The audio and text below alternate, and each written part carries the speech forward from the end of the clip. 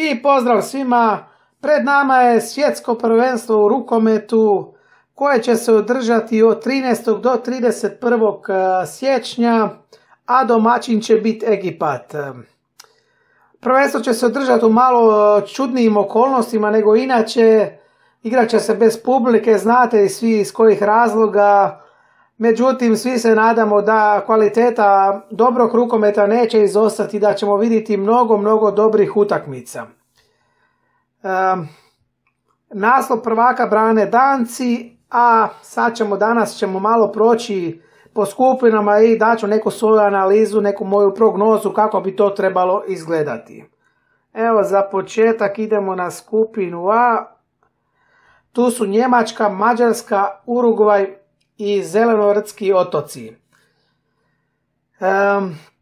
Njemačka i Mađarska su ovdje apsolutni favoriti, oni će biti na broj 1 i na broj 2, to nema nikakve dileme. Urugvaj i Zelenovrtski otoci su debitanti, ovime je prvi nastup na nekom svjetskom prvenstvu, tako da trebalo bi se desiti čudo neviđenih razmjera da oni otkinu neki bod Njemcima ili Mađarima. Tako da bi ovdje bez dileme rekao Njemačka broj 1, Mađarska broj 2, mada pogledat ću tu utakmicu između Njemaca i Mađara, bit će vrlo zanimljiva i možemo reći jedna od poslastica prvog kruga. Idemo sada na grupu B. Grupa B. Ovo je sad već zanimljiva skupina gdje svako može dobiti svakoga. Recimo, Španjolska se tu ističe kao glavni favorit, ne samo u ovoj skupini, nego jedan od glavnih favorita i za naslov na kraju. Aktualni su prvaci Europe, imaju širinu, imaju odličnu momčad, tako da Španjolci ovdje su broj 1 u skupini B, a za ostala mjesta bit će mrtva borba. Rekao bi da će Tunis tu biti broj 2, oni su odlična afrička momčad, vice prvaci su Afrike i uvijek igraju dobar rukomet, sad se igra na njihovom kontinentu, tako da će oni biti vrlo opasni. Reći ću tu da će Španjolska broj 1, Tunis broj 2, a Brazil i Poljska tu će se boriti za to treće mjesto i prolazak u drugi krug. Ovo će biti vrlo zanimljiva skupina koju ću posebno ispratiti. Idemo dalje na skupinu C. Tu je Hrvatska, Katar, Japan i Angola. Hrvatska odlazi na ovo prvenstvo kao vice prvak Europe. Mnogi kažu da imamo čak i bolju momčad nego prošle godine. Ja bi se također složio. Imamo velike i ambicije, ne krije se da se ide ovdje pa čak i po titulu. Tako treba i razmišljati. Bilo je nekih nedoumica zašto je Červar izostavio Šimu Ivića, ide se samo sa 2 desna vanjska, 2 ljevaka, tako da uvijek ima priče, uvijek nekom nešto ne paše, ali treba vjerovati izborniku i nadat se da Hrvatska ovdje može otići do kraja. Stvarno kvaliteta je na hrvatskoj strani, na svim pozicijama smo dobro pokriveni, obranu igramo odlično što je najbitnije. Jedino ko veći izostanak rekao bi Stepančić, njega nema, ali tu je Martinović koji bi mogao obilježiti ovo prvenstvo i konačno nakon odlaska Pere Metličića da imamo takvog igrača na desnom vanjskom, takav potencijal. Vidit ćemo, još je mlad i dosta godina je pred njim. Hrvatska ovdje broj 1 sigurno po meni, Katar broj 2, Japan 3 i Angola 4. Ovako kako je već poredano, tako bi stavio. Katar je tu najozbiljniji protivnik Hrvatskoj, oni su aktualni prvaci Azije i najopasnija su tu momčad koja može zapeti. Hrvatskoj je Japan solidan, ali Angola, mislim da je Angola tu najslabija, tako da će kako je ovdje, tako će i završiti ova skupina. Idemo sad na skupinu D. Tu je Danska, Argentina, Bahrein i Demokratska republika Kongo. Danci, jedni od glavnih favorita i po kladionicama su broj 1. Ja ih ne vidim kao broj 1 favorite ove godine, međutim uvijek su opasni i bit će neugodni za svakoga. Danci ovdje imaju, možemo reći, laganu skupinu. Danci broj 1 sigurno, a Argentina i Bahrein će se boriti za ko će prenijeti 2 boda u idući krug. Lagana možda prednost Argentini, međutim Bahrein se ne treba podcijeniti. Igraju solidan rukomet, tako da bit će zanimljiva ta utakmica između Argentina i Bahreina. Za pravi ljubitelji rukometa će i to pogledati da vide sudar stilova i kako će to biti. Znači lagana prednost Argentini, međutim Bahrein ne bi htio podcijeniti. Tu je Kongo daleko najslabiji, mislim da oni nikakve šanse nemaju. I to bi bilo to. Idemo dalje. Skupina E. Tu je Norveška, Austrija, Francuska i Sjedinjene Države. Evo da reći ću, Norvežani po meni jedni od glavnih favorita za naslov ovdje. Njima ću staviti broj 1, Francuze ću staviti na broj 2. Vidi se Francuzi iz zadnjih utakmica da su u krizi, da više nije to ta momčad. Nema Omeera na golu, nema Nikola Karabatić je ozlijeđen. I dosta tih igrača se oprostilo iz onih zlatnih vremena, tako da rekao bi ovdje da će oni završiti tu na broju 2, Austrija 3, a Amerika je tu meni bez ikakve šanse, to će biti nabijanje gol razlike.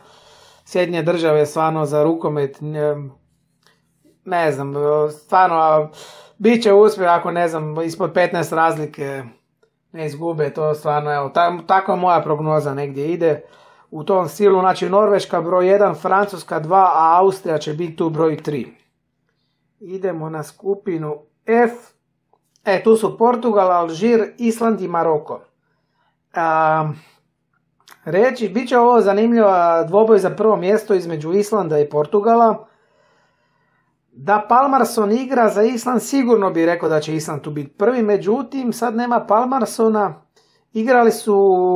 Nedavno su igrali 2 utakmice u kvalifikacijama za Europsko prvenstvo. U Portugalu je tuko Portugal, u Island. Biće ovo zanimljiva utakmica. Reći ću da će Island biti broj 1. Reći ću da je Island broj 1, Portugal 2, Alžir ću staviti na 3. mjesto i Maroko 4. Biće ovo zanimljivo. Portugalci se dižu iz godine u godinu, imaju dobre klubove, čak igraju zapažene role u Ligi prvaka, u europskim pupovima, tako da bit će ovo zanimljiv dvoboj između Islanda i Portugala za to prvo mjesto. I idemo na grupu G. Ova grupa G je zanimljiva jer u njoj se nalaze Švedska, Egipat, Češka i Čile. Da je sve u redu, Šveđani bi tu na papiru bili glavni favoriti. Međutim, Šveđani imaju toliko otkaza, bez toliko igrača dolaze, čak i probleme sa ovim virusom i tako, da ovdje se totalno izmijenila situacija. Kao prvog favorita i kao kažem dark horse ovog cijelog natjecanja, to je Egipat. Egipat, aktualni prvak Afrike, odlična momčad, domaćini su. Ne zaboravite da domaćini, sjetite se primjera Katra, uvijek bude tu i malo vjetra u leđa od sudaca. Predsjednik svjetske organizacije rukometne je Egipćanin, tako da ne samo to, imaju oni i odličnu momčad. Tako da Egipat sigurno ovdje broj 1, Švedska 2, Česi će biti 3, isto je bilo upitno do zadnjih trena će li nastupiti, probleme su imali s tim virusom strašne. I tu je Čile broj 4, mada kako su ovi načeti Česi, ne bi se čudio da Čile tu pomrsi im račune. Tako da će ova biti skupina zanimljiva pogledat kako će to na kraju izgledat, ali kažem, Egipat je ovdje broj 1, sigurno. I sada na grupa H, zadnja grupa, tu su Slovenija, Bjelorusija, Južna Koreja i Rusija. Slovenci imaju odličnu momčad, odlične igrače i ovdje ću ih staviti na broj 1. Slovenci će biti opasni ne samo u ovoj grupi nego i u drugom krugu i u onem u četvrtfinalu će biti isto opasni na bilo kog da nalete. Kažem, Slovenci ovdje broj 1 i na njih treba se pripaziti, svi baciti oko na Slovence. Jesu sad kiksali nešto protiv Nizozemaca, ali mislim da nije to. Kad počne prvenstvo, kad se uigraju, njima je selektor Vranješ, tako da Slovenci stvarno ljudi moraju pripaziti na njih. Tu su Bjelorusi koji su isto odlični, Južna Koreja i Rusi koji ovaj put neće nastupiti pod ruskom zastavom zbog tih nekih zavrzlama, dopinga, ne znam, svašta nešto. Međutim, tu ću reći da će se Bjelorusi i Rusi boriti za to drugo mjesto. Kad bi trebao birati, rekao bi Slovenija broj 1, Bjelorusija 2, Rusija 3 i Južna Koreja će biti na 4. mjestu. Nakon toga, to su 8 tih skupina, formiraju se 4 skupine.